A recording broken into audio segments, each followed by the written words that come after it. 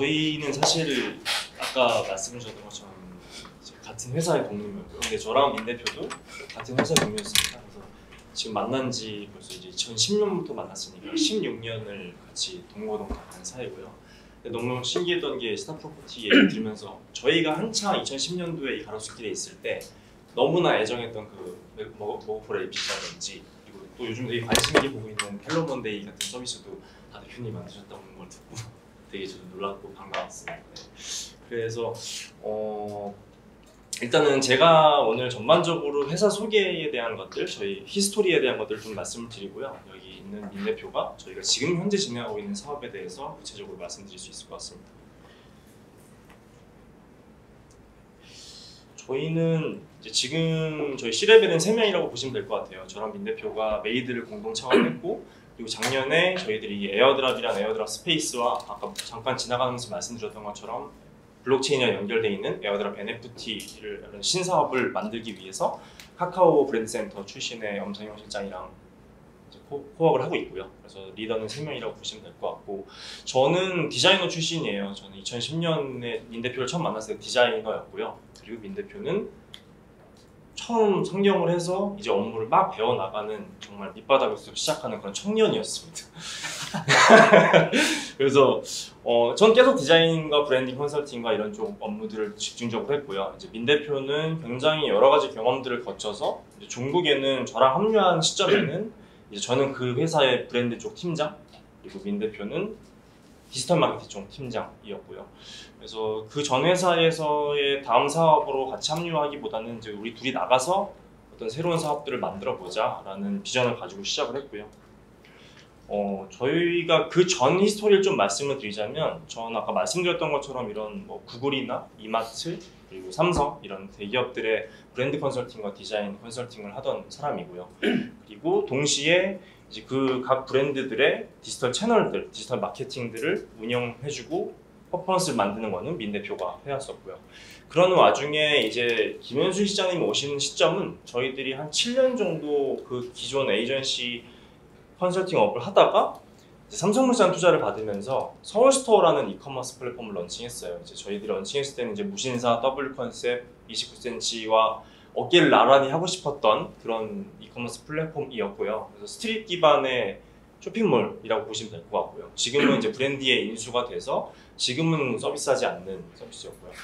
이제 그런 배경들이 있다 보니까 저희들이 브랜드 컨설팅과 마케팅 컨설팅을 기반으로 해서 실제 상품을 판매하고 개발하고 그리고 플랫폼을 운영하는 실제 비즈니스 모델을 운영을 하는 그런 노하우를 가지고 있었습니다. 그래서 그걸 기반으로 해서 저희들은 이제 창업 시점에, 메이드 코퍼레이션의 창업 시점에 우리도 우리 브랜드와 우리 비즈니스를 만들어 보자, 단순히 에이전시를 운영하는 것들이 아니라 우리 프로덕트를 만들어 보자라는 비전으로 시작을 했고요. 이제 그렇지만 이제 다들 아시는 것처럼 처음 시작하는 모든 사업들이 다 순탄한 길을 걷지는 않잖아요. 이제 굉장히 뭐 지금까지도 계속 시도를 하고 있지만 엄청나게 많은 실패들을 겪었어요. 화장품도 만들었었고 패션 브랜드도 만들었었고 어떤 F&B 플랫폼도 만들었었고 그런 여러 가지 시도 와중에 디지털 콘텐츠와 브랜딩 컨설팅 쪽 사이드 비즈니스만 계속 꾸준히 성장을 했습니다. 이제 원래 저희들의 욕심은 저희 브랜드와 저희 비즈니스를 하는데도 불구하고 아무래도 어떤 전문성이나 여러 가지 백그라운드 때문이었는지 이제 그런 쪽 사이드는 굉장히 계속 꾸준히 성장을 했고요. 이제 그런 어떤 이유 중에 하나는 사실 단순히 디자인을 하거나 단순히 브랜딩을 하거나 단순히 마케팅을 하는 게 아니라 이커머스에 대한 어떤 인사이트를 기반으로 해서 실제 기업들에게 어떤 비즈니스 모델을 제안하거나 어떤 사업 방향에 대해서 제안하는 것들을 패키지로 해서 제안을 많이 드렸어요. 이제 그런 것들이 어찌 보면 좀 꾸준히 저희 메이드를 좀 찾아주시는 이유라고 생각은 들고요. 이제 예를 들어서 저희들이 파리바게트랑 한 3년 정도 일을 했었는데요. 창업하고 나서 바로 다음 연도부터 일을 했고, 이제 보통 이제 디지털 마케팅 에이전시한테 보통 저희들은 이제 연간 계약의 형태로 운영을 하는데요. 보통 이제 연말 연초가 되면 RFP라는 걸 나눠주시죠. 그래서 리퀘스트 포 프로포절인데 이제 너네들이 올해 한 해 동안 어떻게 우리 디지털 접점들을 운영하고 마케팅 할 건지 제안을 해줘라는 정식 요청서예요. 이제 그때 저희들이 말씀드렸던 건 디지털 마케팅 얘기를 안 했어요.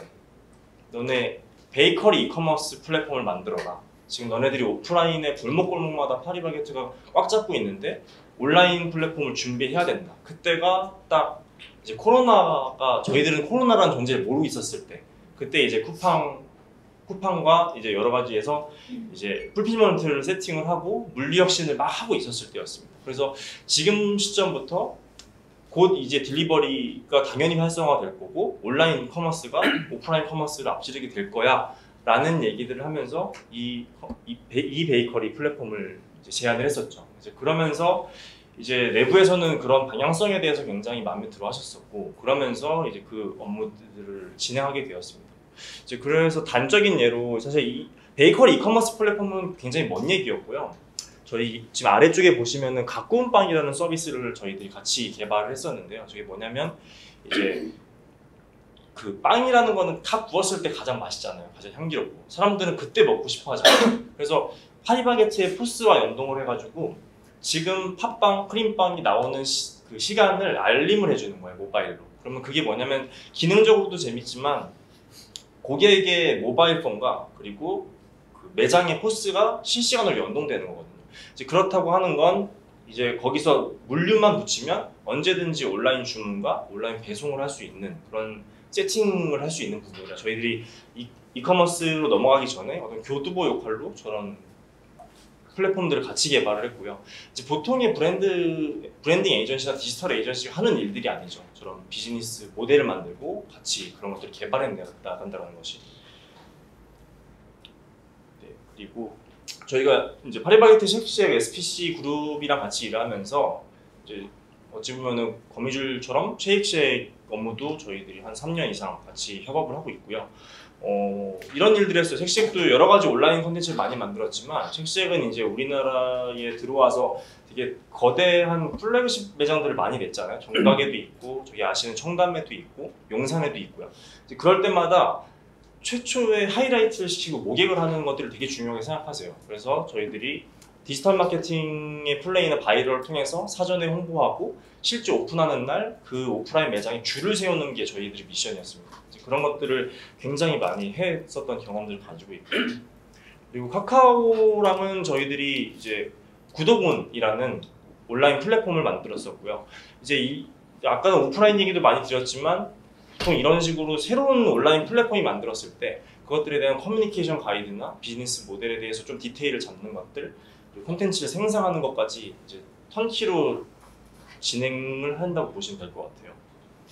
네, 그리고 쿠팡이랑도 저희들이 오랫동안 일을 하고 있는데요. 이제 쿠팡 마켓플레이스는 쿠팡의 B2C 사이트가 아니라 B2B로 이제 셀러들을 위한 플랫폼이에요. 이제 그들한테 어떻게 이 셀러들한테 플랫폼을 소개할 것이며 어떻게 이 장점들을 얘기할 건지에 대한 커뮤니케이션 가이드와 비주얼 가이드라인을 만들었던 것이고요. 이게 쿠팡 쪽 담당자분들도 이제 그저께도 만나고 왔는데 이제 저희 메이드를 좀 매력적으로 생각하시는 건 단순히 디자인을 맡기거나 그림을 그려주세요가 아니라 우리들이 이런 지금 서비스들을 고민하고 있는데 이런 비즈니스 프로블럼이 있는데 어떻게 하면 해결할 수 있을까라는 질문들을 많이 해주세요. 이제 그러면서 같이 협업하는 파트너로서 많이 액션을 하고 있고요.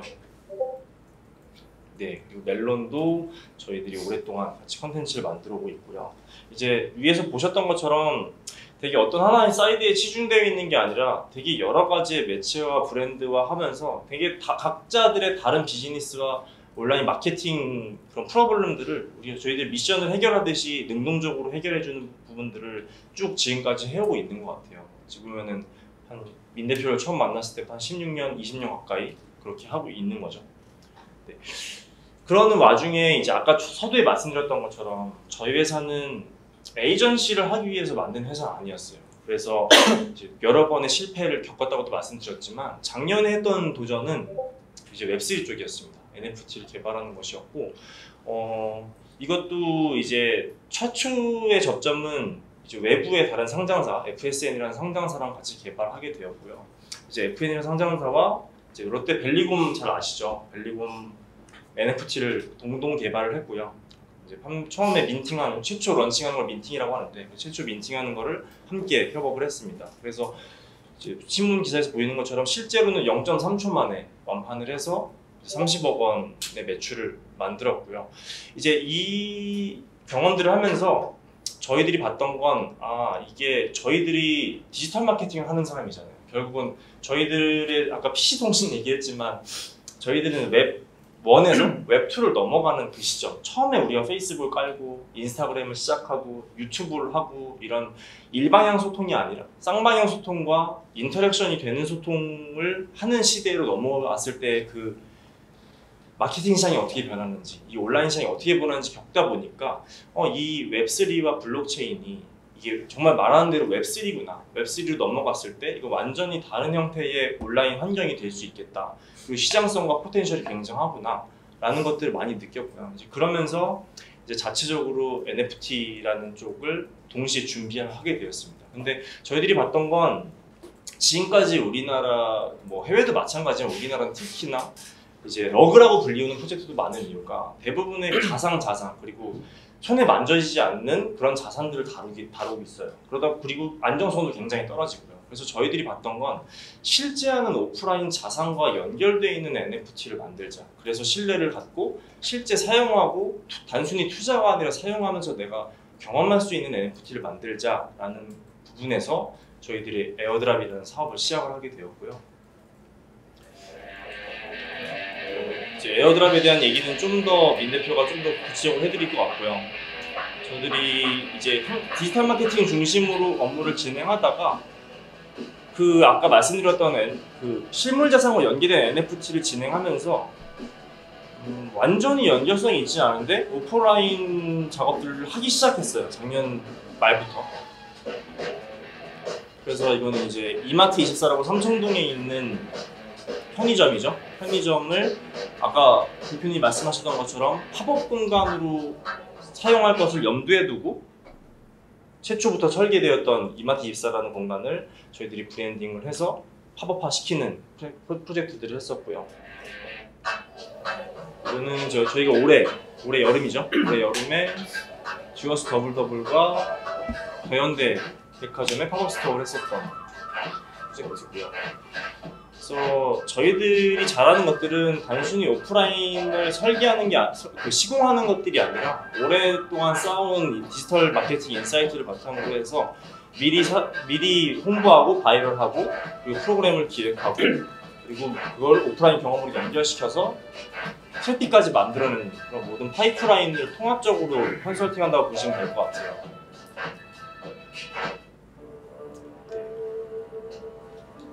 저희가 올해는 바카디 코리아와 같이 연간 계약을 해서 올해 내내 이 주류 씬에 관련돼서 바카디 하위에 6개 정도 브랜드가 있나요? 6개 정도 브랜드가 있어요. 아까 보셨던 듀어스도 바카디 코리아의 브랜드고 올트모어도 바카디 코리아의 브랜드고요.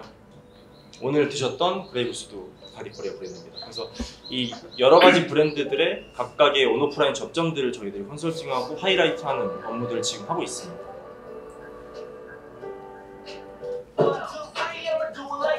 바카디 코리아의 가장 매출이 높은 메인 브랜드고요.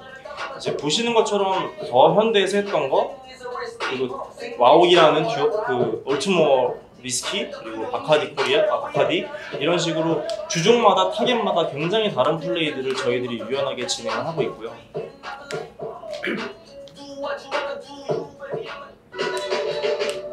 그래서 저희들이 올해 이렇게 몇 번의 플래그십 모델들을 만들면서 이제 외부에서 원래 저희들은 디지털 마케팅 에이전시로 포지션이 돼 있었는데 워낙에 오프라인 플레이들을 하이라이트 잘 하다 보니까 이제 외부 브랜드들도 같이 협업하자라는 의뢰들이 계속 들어오고 있죠.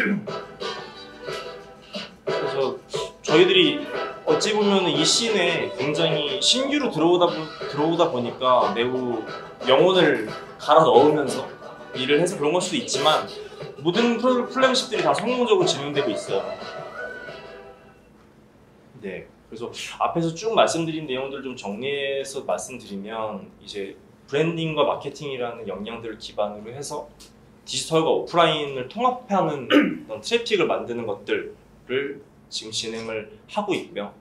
그리고 저희들이 이커머스를 런칭하고 운영했던 것들을 기반으로 해서 BM에 대한 컨설팅과 어떤 사업에 대한 운영 그런 부분까지 통합적으로 진행을 하는 조직이다 라고 말씀을 드리고 싶습니다. 그래서 저희가 그게 메이드 코퍼레이션이고요. 이제 이런 역량들을 기반으로 이제 어떻게 이 가로골목의 에어드랍 스페이스를 만들게 되었고 어떻게 전개를 하고 있는지 그 내용들을 민 대표가 말씀드릴 수 있을 것 같습니다.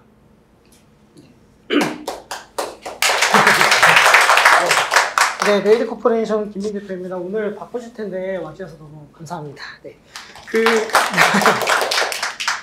어저께 그 준석 대표님이랑 내일 이제 세미나인데 어떻게 스타일을 해야 되냐, 그래서 편하게 하자라고 수트를 입고 왔더라고요. 네, 그래가지고 조금 당황스럽긴 한데 앞에서 있었던 얘기들 좀 정리를 요약해서 드리면요, 저희는 부동산과 완전히 반대의 디지털과 온라인의 전문가들입니다. 네, 그래서 디지털과 온라인의 경쟁력들을 기반으로 지금 이 리테일 부동산 혁신하는 시장에 들어왔고요. 쉐이크쉑 한국 런칭하고 나서 저희가 마케팅을 시작을 했었어요. 그래서 이제 쉐이크쉑이 지점을 정합니다. 우리 대전에 차릴 거야. 우리 어디에 차릴 거야. 그러면 너네 무조건 오픈런 할 수 있는 마케팅 방법을 찾아와. 그래서 항상 쉐이크쉑은 오픈런을 하잖아요. 이게 브랜드 파워도 있지만 디지털 마케팅의 어떤 방법론으로 오프라인의 고객에 모객하는 모객당 비용들이 있습니다. 그래서 이제 그 비용들을 기반으로 고객들을 쭈루루루 모객하는 업무들을 해왔었고요. 네.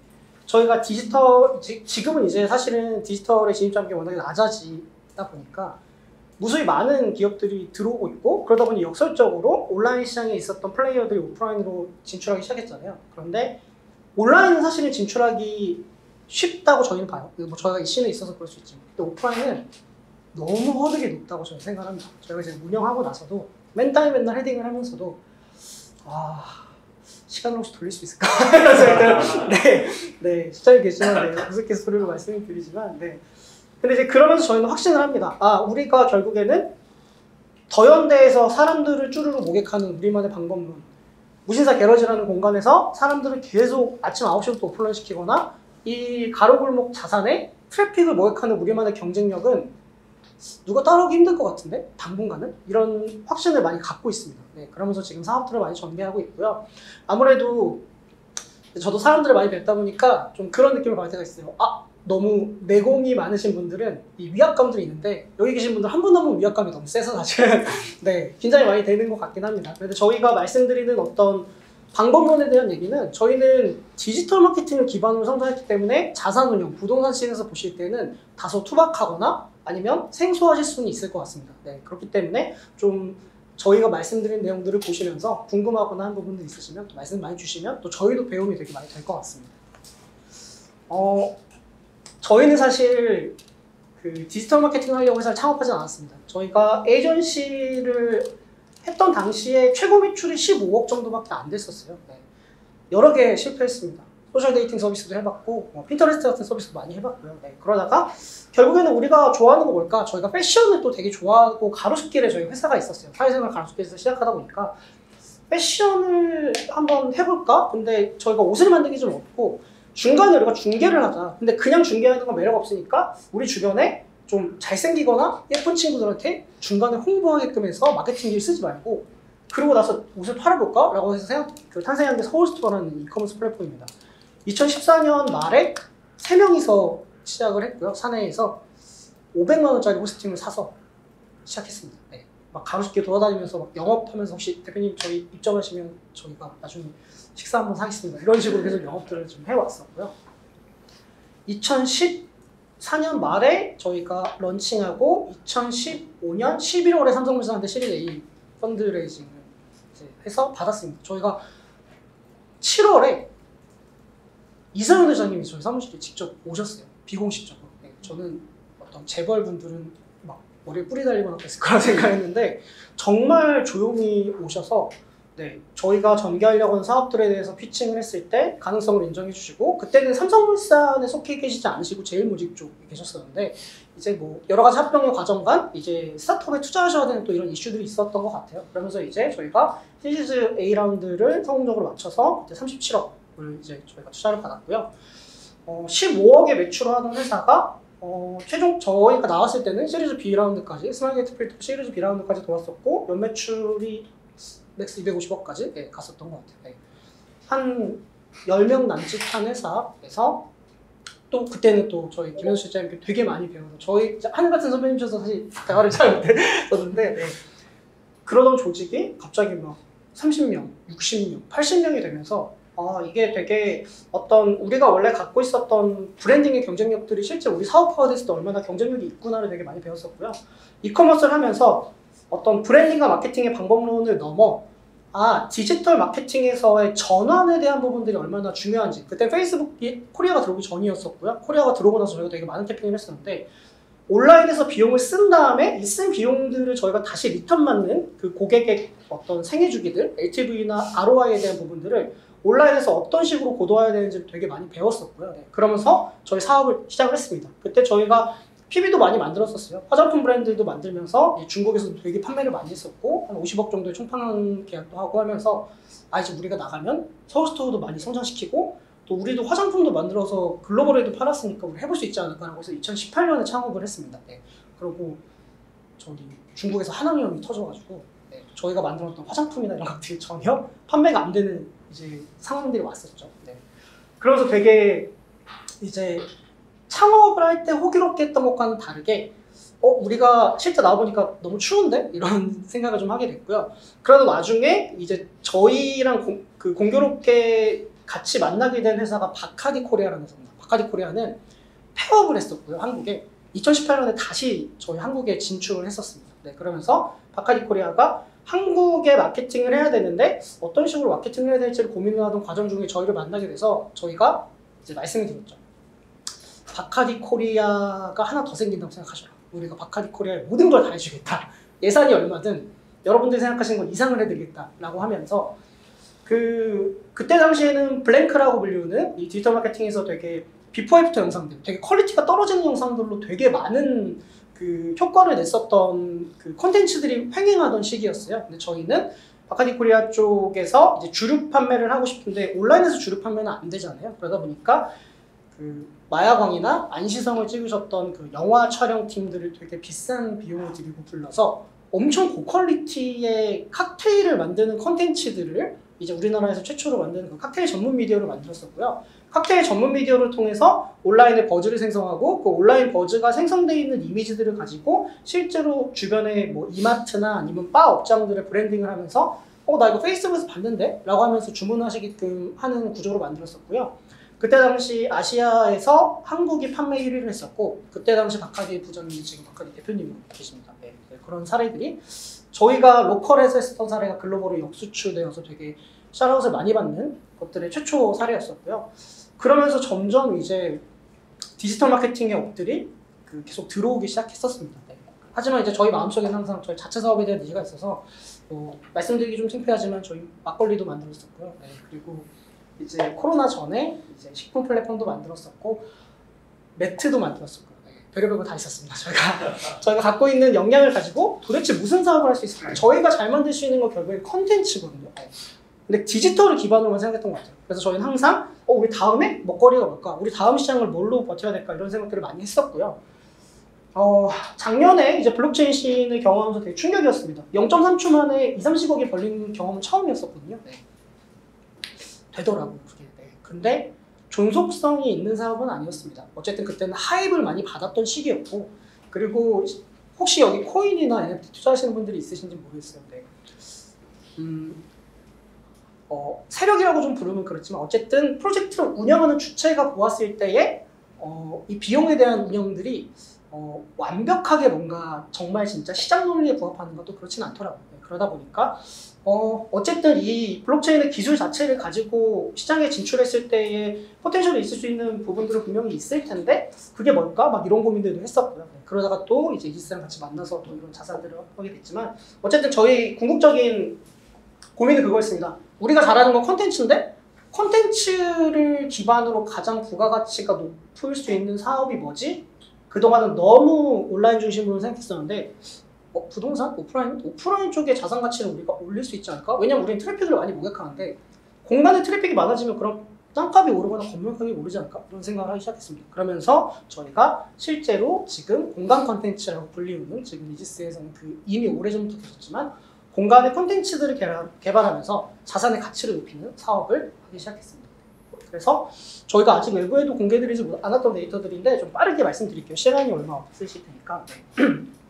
공간을 개발하는 사람이나 빌려주는 사람들, 쓰는 사람들, 고객들 모두 공간 가치를 올려준 콘텐츠가 저희는 필요하다고 생각을 했습니다. 온라인에 보여주는 콘텐츠뿐만이 아니라 오프라인의 이 모든 것들이 저희는 콘텐츠라고 생각을 하고요.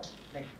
저희는 공간 콘텐츠들을 통해서 오프라인의 트래픽을 증대시키는 솔루션을 제공합니다. 그래서 자산 가치를 상승시키는 SM 마케팅 파트너라고 외부에 어나운스를 하고 있고요. 저희가 만드는 공간 콘텐츠들을 통해서 저희가 운영하는 자산이나 외부의 자산들의 트래픽을 증대합니다. 그러면서 저희가 임대료를 지불하거나 레비뉴를 쉐어하는 형태로 비용을 지불하고요. 저희랑 같이 일하는 브랜드와 기업들에게는 고객들을 만날 수 있는 접점을 만들면서 공간을 중개하거나 브랜드에 대한 고객 경험들을 늘리는 활동들을 합니다. 네. 예를 들면 이 가로골목 같은 경우에는 저희가 직접 운영하는 자산이고요.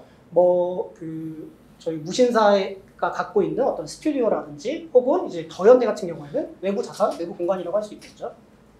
네. 저희가 창업하면서 가장 갖고 있었던 저희 핵심 경쟁력 중 하나는 인프라입니다. 저희가 바카디 코리아나 디아지오, 퍼페치, 틱톡, 에이펙 저희 같은 경우에는 글로벌 브랜드들이랑 다이렉트로 일을 하고요. 사실 이제 저희 조직 규모 정도 되는 기업들이 글로벌이랑 다이렉트로 일하기 되게 어렵습니다. 그래서 저희가 그렇게 할 수 있는 이유는 저희가 로컬라이즈 된 사례들이 글로벌의 석세스 케이스들이 꽤 몇 번 샤라웃이 되면서 되게 저희들에 대한 하이라이트들을 많이 해주셨어요. 그러면서 이제 저희가 글로벌 브랜드랑 같이 일하기 시작했고요. 다만 돈을 많이 늦게 줍니다. 저희가 일이 다 끝나고 3개월 뒤에 돈을 주기 때문에 네, 많이 힘들다는 거를 저 혼자서 알고 있었어야 되는데 말씀드리게 됐네요. 어쨌든 네, 그런 상황이고요. 네. 네. 저희 회사 조직 자체가 큰 회사는 아닙니다. 하지만 저희가 연평균 157%씩 성장을 하고 있고요. 특히나 올해에는 더욱더 부가가치가 높은 사업들을 전개하고 있다고 말씀드릴 수 있을 것 같습니다. 네. 저희가 갖고 있는 역량들을 기반으로 공실률이 높은 이 가로수길에 또 이 장기간 공실이었던 장기간의 기간이 얼마였는지 원래 적어 있었는데 삭제했습니다. 이지스에서 오신다고 하셔가지고 네. 장기간 공실이었던 네. 네.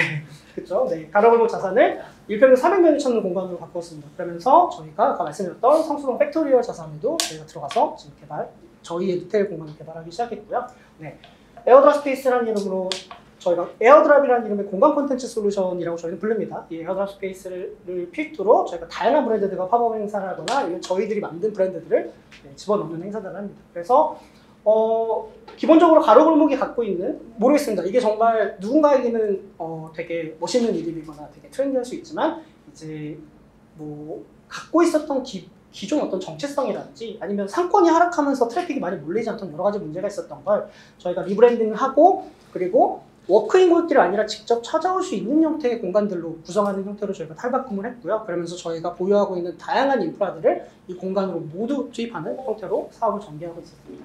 네, 그래서 아까 보여드렸던 것처럼 이제 본베이 사파이어 관련되어 있는 행사를 필두로 되게 다양한 브랜드들과 같이 이 공간 전체를 꾸미는 일들을 하고요. 지금 본베이 사파이어 팝업 전시가 해당 행사도 이제 바카디 글로벌에서 이제 성공 사례로 발표가 되어서 이제 에이펙 쪽에 네, 최고 성공 사례로 발표가 얼마 전에 되었습니다. 그리고 이제 하나증권 저희가 STO 쪽으로 진출하는 것들이 저희 자회사가 지금 STO 사업을 전개하고 있어서 관련돼서 저희가 MOU가 맺어져 있는 회사입니다. 그래서 하나증권을 필두로 저희가 또 고액 순자산가분들을 위한 행사를 좀 했었고요.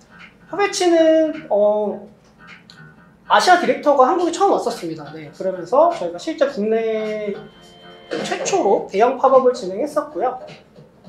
저희가 이제 팝업의 파트너는 아니고요. 저희는 허베치의 마케팅 파트너입니다. 한국에는 4분밖에 안 계신데요. 저희가 허베치의 다양한 이제 마케팅이나 브랜딩들을 지금 전개하면서 저희 자산 혹은 저희 파트너십 자산들에게 여러 가지 트래픽을 유도할 수 있는 콘텐츠들을 만들 수 있는 기회가 있어서 좀 이번 기회를 필두로 또 다음번에도 계속 다양한 이런 활동들을 준비할 것 같고요. 네.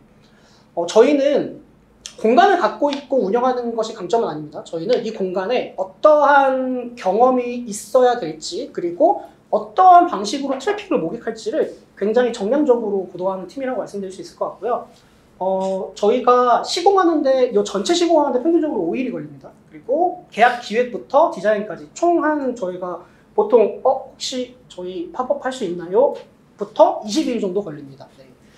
얼마 전에 이제 좀 여담이지만 이준석 대표님은 하인즈 코리아 이영석 대표님 동생이세요. 친동생인데 이영석 대표님 오셔가지고 이거 하는데 얼마나 걸렸어? 물어보셔가지고 한 5일 걸렸습니다. 그러니까 거짓말하지 말라고 하시더라고요. 네. 그런데 이제 저희 같은 경우에는 너무나 또 다른 분들 잘 아시겠지만 백화점 팝업 같은 경우에는 백화점 문 닫고 들어가서 백화점 오픈하기 전에 만들어야 되거든요. 하루도 안 걸리는 시간 동안 모든 공간의 가구부터 설계, 설비, 뭐 냉장고, 피처링석 다 만들어야 됩니다. 그게 너무나 익숙하게 저희가 하던 업무들이다 보니까 인테리어를 기반으로 봤을 때는 물론 그 어떤 시간이라든지 완성도가 좀 다를 수 있긴 하겠지만 저희가 중요하게 생각하는 건 개별 어떤 가구라든지 공간의 완성도보단 고객의 경험이 더 중요하거든요. 그러다 보니까 저희는 굉장히 빠르게 공간들을 탈바꿈할 수 있는 형태로 업무들을 하고 있고요. 행사당 평균 방문객은 10일 기준으로 4,000분 정도 되시고 한 달 기준으로 12,000분 정도 되십니다. 그리고 하루에 제일 많이 오셨을 때는 1,100분 정도 오셨었고요. 온라인으로 저희가 그 실제 RSVP를 할 때 저희 컨텐츠가 노출된 고객 대비 45%는 방문을 하십니다. 네. 그래서 저희가 갖고 있는 어떤 경쟁력들, 저희가 디지털 기반으로 갖고 있었던 경쟁력들이 결국에는 오프라인 기반으로 이런 식으로 탈바꿈이 된다고 말씀드릴 수 있을 것 같고요. 저희가 공간의 콘텐츠를 만드는 솔루션은 크게 세 가지로 구성되어 있습니다. 하나는 디지털 콘텐츠, 두 번째는 스페이스 콘텐츠, 마지막은 익스피리언스 콘텐츠입니다. 그래서 디지털 콘텐츠 같은 경우에는 사전과 사후에 어떤 형태로 온라인의 콘텐츠 자산들을 확보하여서 그리고 고객들의 데이터베이스들을 기반으로 어떤 식으로 우리가 트래픽을 모객할 수 있는지를 먼저 고민하고 가장 적합한 채널에 가장 적합한 막 그 콘텐츠를 개발해서 저희가 고객들을 이제 고객들의 접점을 확장시킵니다. 그러면서 이 공간에서 어떤 것들이 만들어질지 그리고 이 공간에 온 분들이 생성된 콘텐츠를 다시 페이드로 부스팅하는 형태로 트래픽이 점점 더 증진될 수 있는 형태의 디지털 콘텐츠를 생산을 하고요. 그리고 나서 실제로 저희가 이 공간에 오는 어떤 브랜드들이 기본적으로 갖고 있는 고객 대비가 있습니다. 그거는 데모그래픽적인 특성도 있을 수 있고 취향 특성도 있을 수 있는데요. 기존의 고객, 그 브랜드나 기업의 고객 대비 기반으로 우리가 어떤 식으로 공간을 설계해야지만 사람들이 여기서 체류 시간을 길게 늘릴 수 있는지. 어차피 온라인, 오프라인 모두 중요한 건 저는 체류 시간이라고 생각을 하거든요. 예를 들면 일반적인 봄베이 사파이어 같은 브랜드들은 이제 그 VIP 고객들을 위한 형태의 어떤 프라이빗 존이 필요하진 않습니다. 하지만 파페치 같은 경우에는 굉장히 투자하시는 어떤 객단가가 높고 그분들이 원하는 형태의 경험들은 결국엔 나만을 위한 프라이빗 공간들이 구성되셔야 되는 거거든요. 그런 식으로 저희가 고객들을 위해서 어떠한 형태의 스페이스 콘텐츠가 만들어져야 되는지를 고민을 하고요. 마지막으로 여러 가지 고객들이 여러 형태의 고객들이 오셨을 때 어떤 식으로 경험을 드려야지만 이 공간에서 고객들이 아주 자발적으로 오가닉하게 콘텐츠를 생성할 수 있는지 고민합니다. 그러면서 이렇게 세 가지 형태의 콘텐츠들을 통해서 이 공간 자체의 콘텐츠들을 만드는 것들을 구성을 하고요. 네. 그래서 뭐 이런 식으로 저희가 사전부터 사후까지의 콘텐츠를 만드는 방법론이라든지 이 오프라인 공간이 갖고 있는 어떤 구조적인 특성이라든지 실제 브랜드가 갖고 있었던 경험의 특성들에 기반한 형태의 공간 구성을 한다든지 마지막으로 그냥 단순히 내가 방문해서 보는 게 아니라 관여가 될 수 있는 내가 고관여할 수 있는 형태의 콘텐츠 경험이 무엇인지 이런 것들을 되게 고도화를 많이 하는 것들이 저희 강점이라고 말씀드릴 수 있을 것 같습니다. 네. 그리고 저희가 그 공간을 운영하는 형태는 크게 세 가지로 나눕니다. 외부에서 보실 땐 그렇게 생각할 수도 있어요. 이거 팝업하는 회사 아닌가? 저희는 쇼텀 리스, 그리고 셀프 리스, 그리고 조인트 리스 세 가지 형태로 공간을 운영합니다. 첫 번째는 너무 대표적입니다. 팝업이나 플래그십이나 아니면 전시 같은 형태로 아주 짧은 형태, 20일 이내에 단기 공간 운영 형태들을 합니다. 실제로 7월부터 저희가 5개 이상의 브랜드들이랑 같이 행사를 했었고요. 이 공간에서 또 이제 지금 11월만 해도 2개의 공간 컨텐츠가 생성이 될 텐데요.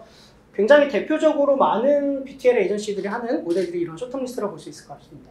두 번째, 세 번째가 사실 저희가 다른 어떤 그 회사랑 다른 점인데요. 저희가 직접 만든 멤버십 브랜드를 운영을 합니다. 그래서 저희가 뭐 에어드랍 커피, 아니면 에어드랍 프리츠, 에어드랍 바 이런 형태의 저희 브랜드들을 만드는데요.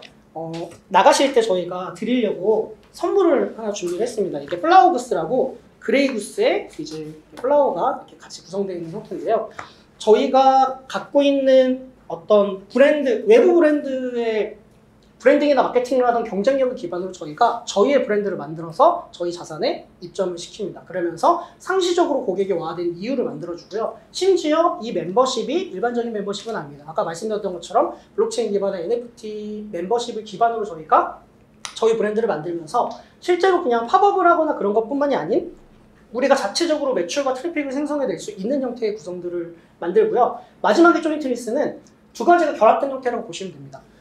일반적인 팝업은 20일 이후에 사라지고요. 사실 이 자산 자체에서 이 팝업 이후에 또 다른 여러 브랜드들이랑 같이 행사를 해야 될 텐데요. 조인트 리스는 브랜드랑 같이 브랜드를 만듭니다. 대표적으로 저희가 디아지오랑 같이 지하 1층에 바를 만드는데요. 일반적인 팝업으로 들어왔을 때는 그냥 짧게 하고 나갈 텐데 저희가 디아조랑 같이 바를 덧바라는 형태의 지하의 오프라인 바를 만들면서 디아조가 갖고 있는 상품의 경쟁력, 실제로 그 라이즈 호텔, 홍대 라이즈 호텔에서 그 위스키 오픈런을 했을 때 일매출이 8억이었습니다. 네. 그런 식으로 브랜드가 갖고 있는 상품의 경쟁력을 가지고 저희는 이 지하 공간에서 저희가 실제로 셀프리스 형태를 넘어 브랜드랑 같이 만든 형태의 브랜드를 이제 운영을 하면서 트래픽은 물론 매출까지도 창출할 수 있는 것들이 저희의 경쟁력이자 운영의 형태라고 말씀드릴 수 있을 것 같습니다. 네. 저희는 완전 디지털 기반의 회사고요. 그리고 그걸 기반으로 오프라인을 혁신을 합니다. 저희가 공간 콘텐츠 솔루션을 통해서 가져오려고 하는 어떤 시장의 포션은요. 성장하고 있는 국내 디지털 마케팅비는 8조 정도 올해 예상을 합니다. 근데 그 금액들 중에 디지털 기반의 마케팅 비용이지만 오프라인 투자가 되게 많이 되세요. 네, 비공식적으로는 30% 이상 오프라인 투자를 되게 많이 하시고요. 네. 왜냐하면 온라인의 경쟁력이 너무 치열하고요. 온라인의 광고 객단가는 물론 낮습니다. 하지만 낮은 객단가 때문에 LTV도 낮습니다. 네. 고객들에게 우리가 마케팅 비용으로 유입시키는 건 쉽지만 그들이 구매 전환을 해서 ROI를 맞출 수 있는 것들은 너무나도 치열한 시장이에요. 그런데 오프라인에서 내가 브랜드나 기업을 접하고 나서 다시 구매로 넘어갈 땐 관여도가 다르다 보니까 객단가가 달라집니다. 그러면서 이걸 알고 있는 기업들은 오프라인의 투자 비용들을 굉장히 늘리기 시작을 했고요. 성수동에 10월 둘째 주에 6개 이상의 팝업이 들어갑니다. 네, 실제로 팝업 스토어라고 불리우는 요 키워드 검색량은 매년 2% 이상 증가하고 있는데요. 저희는 전체 디지털 마케팅 시장에서 성장하고 있는 OOH 그리고 오프라인 마케팅 시장의 포션들을 저희 자산으로 끌어오는 역할을 하는 것들이 저희 회사의 특징입니다. 조금 더 그래서 가치를 만들 수 있냐라고 말씀을 드리면요. 저희가 이 공간의 임차 기간 동안의 확정 매출을 이제 주요 상권의 임대료 계산식에 한번 등록을 해봤습니다. 네, 이제 서울시 평균 매출 대비 임대료율은 18.7%라고 하더라고요. 저희가 이 18.7%의 비중을 가지고 저희가 7월부터 했었던 브랜드 콘텐츠, 공간 콘텐츠의 사례를 월 평균으로 대입해보면 4억 4,200만 원 정도가 됩니다. 그럼 이 금액에서 저희가 실제 요 평균, 서울시의 평균 업장 운영 매출을 더했을 때에는 81만 1,153원에 이제 1제곱미터당 매출이 나옵니다. 공간 콘텐츠 매출과 업장 운영 매출을 합치고 나서 서울시 평균 매출 대비 임대료를 계산해 보면 서울시에서 가장 평당 매출이 높은 그 명동의 다음이 됩니다. 저희가 강남역보다 이 가로수길을 훨씬 더 이제 높은 주요 상권 임대료의 수준으로 만들었다고 말씀드릴 수 있을 것 같은데요. 결국에는 가장 가시적으로 눈에 보이는 데이터는 저희가 지금 공간 콘텐츠를 얼마나 활발하게 만드느냐, 그리고 이 업장의 운영 매출, 저희가 조인트리스라는 이 브랜드와 같이 만드는 테넌트를 얼마나 활성화시키느냐가 가장 핵심이 될 것 같고요. 더 나아가서는 이런 강점들도 있습니다. 저희가 외부의 어떤 자산에서 할 때에는 렌탈비를 내죠. 외부에서 뭔가 팝업을 하거나 할 때 렌탈비를 냅니다. 저는 그게 너무 아까워요, 렌탈비를 내는 게. 근데 저희 자산에서 뭔가 팝업을 하면 어떤 장점이 생기냐면요. 저희 공간으로 오는 마케팅을 브랜드가 돈을 줘요. 그리고 저희 공간의 인테리어비를 브랜드가 돈을 줘요. 그래서 저희는 보통 일반적으로 저희가 써야 되는 비용, 마케팅의 비용이 저희는 자산으로 치환이 됩니다. 네. 여기 있는 카펫들은 어떤 브랜드가 깔아줬고 저기 있는 어떤 벽과 가구는 또 어떤 브랜드가 깔아진 것처럼 저희는 마케팅비를 받아서 저희가 브랜드를 위한 마케팅을 해주는데 그 마케팅을 해주는 영역이 저희 자산이 되면서 자산에 계속 시설 투자가 쌓이는 경쟁력들이 생깁니다. 그런 것들이 기존에는 없었던 되게 혁신적인 모델이라고 말씀드릴 수 있을 것 같아요. 네. 저희가 이제 지금 외부에 공개는 한 번도 안 드렸는데 개발하고 있는 플랫폼이 있습니다. 저희가 체크인 투원이라는 플랫폼을 만들고 있어요. 뭐냐면 앱테크라고 많이 하죠. 저희 그냥 이렇게 광고 보면 돈 주잖아요. 네, 그것처럼 요즘에는 캐시워크라고 불리는 걸어다니면 돈 주는 플랫폼인데요. 저희는 저희 자산에 와서 체크인을 하면 돈을 주는 플랫폼들을 만들고 있습니다. 이건 뭐냐면 브랜드는 항상 오프라인에 투자하는 전체 마케팅 비용의 20%는 모객하는 데 써요. 네, 모객하는 데 씁니다. 근데 심지어 그 모객하는 비용을 정말 대형 인플루언서한테 주는 것도 아니고요.